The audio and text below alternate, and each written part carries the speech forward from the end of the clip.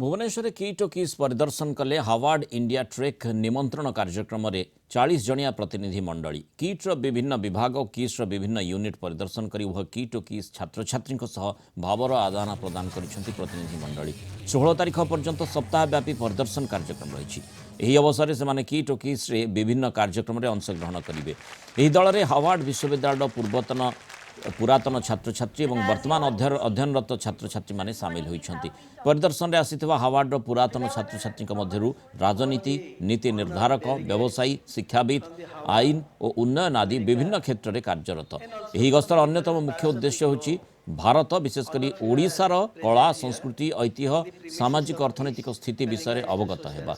Kit और किस बुलिबा प्रतिनिधि मंडली अभिभूत होगा सह एभली सुंदर अनुष्ठान विश्व में विरल बोली मत देइछन्ति। एभली प्रयास पई सेमाने किट और किस प्रतिष्ठाता डॉक्टर अच्युत सामंत को धन्यवाद जणाइछन्ति।